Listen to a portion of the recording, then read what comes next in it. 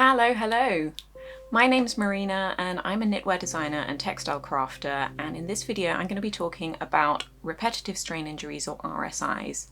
Now, as someone who works with my hands an awful lot, this is something that I probably have more than my fair share of experience with. Also, the fact that I am hypermobile, which seems to be a really common factor in people who struggle with ongoing RSIs.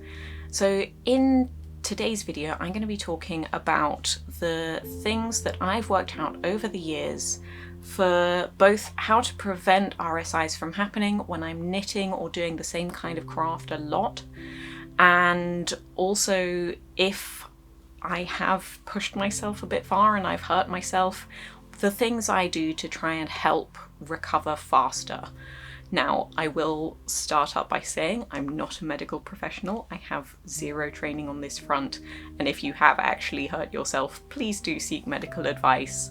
I'm just going to be offering some of the things that have helped in my experience. It would make sense to talk about prevention and then cure, because ideally you want the injuries to not happen in the first place.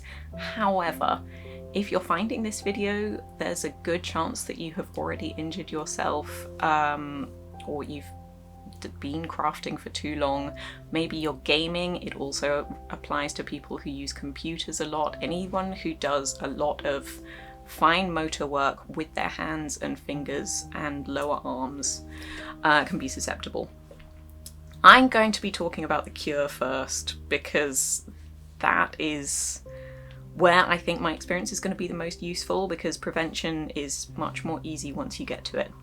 So the things that have helped me: first up, stop doing the thing that is hurting you. The second you feel a tiny bit of a twinge, do not continue knitting, do not continue typing, take a break. Wrist supports can help with this. Rest should be a short-term thing. Like, I, a few years ago, ended up having to stop knitting for 6 months, which, as someone who knits for a living, was ridiculous. And I took an extended break. I did the exercises recommended by my physios. It didn't really help at all. I wasn't getting better. And I ended up working out that the rest and ibuprofen, any anti-inflammatories that you can get over the counter, can really help in that kind of intense bit where everything is just inflamed and really hurting. I was reluctant to take them because I thought it was just pain relief, but actually it does really help reduce the inflammation and give you a chance to heal up. But rest and anti-inflammatories and the exercises the physio gave me weren't cutting it. And I found that it's because I'm hypermobile, and therefore I am a very physically tense person. I tend to hold a lot of tension in my shoulders and in my arms. And if you're sitting doing the same thing for a long period of time, that is what creates the injuries. So I found that the thing that really helped was massage, and not just focusing on the area that is injured. I had de Quervain's, which it affects this part of the wrist here. There's a nerve in here that extends up into the thumb. You can see that tendon there. That is the bit that hurts for me, but when you have carpal tunnel or something similar, it's very tempting to just focus on the area that is the problem. Whereas for me, I found that I only started getting better once I was looking at my hands, my forearms, my upper arms, my shoulders, and my neck. All of those things, once I could get those relaxed, that really helped. So regular massage, you can do massage yourself. I'm not going to show you because these are things that you can look up. If you can get someone else to give you a massage, if you've got a family member who can help, it doesn't have to be super pro, just anything that is going to release some tension right from your hands up to your shoulders and neck, because that tension carries all the way up and the pain kind of transfers. And so the more it gets triggered, the further up it goes. So being able to relax that, both sort of mechanically and having a massage to relax the muscles, and also paying attention to your posture and things, can really help. And then doing exercises to just keep your body moving in different ways. Again, getting out of the same posture if you're hunching a lot. I'm going to link a series of exercises that you can do sitting on a sofa or on a chair or on the floor, which is a super short set of exercises, but they really help release a lot of tension, and to also do a little bit of strengthening in your arms and shoulders, which helps a lot. So the massage, and I ended up doing a lot of gua sha, which is using pressure because when you have a bad RSI, you can end up getting sort of nodules in the muscles. Mechanically, I don't really know how it works, but you can feel, if you've hurt yourself, you can feel like little lumpy bits, which you can then break down, and that helps a lot. So doing that all the way up my forearm really helped.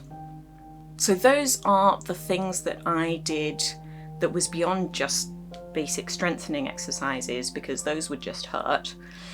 So that, I think tension is the key. And then once you've got it to calm down a bit, after like a few days of rest and trying out these techniques, then you can go back to try doing the activity you were doing very gently. Don't just go full on back into knitting for 6 hours a day, for example. Highly not recommended. And then once you've sort of dipped your toe back in, taken it easy, and got to a point where you know you're not hurting yourself again, then you can continue gently. And that's where we're in prevention mode, where you take steps to make sure that it's not going to recur. And the things that got me were, again, taking regular breaks to stand up, walk around, do that set of arm and shoulder and neck exercises I mentioned. Drinking lots of water, that helps. If you set a timer to go and get a glass of water and do those exercises every hour or two, that really helps. And then technique. This is knitting specific.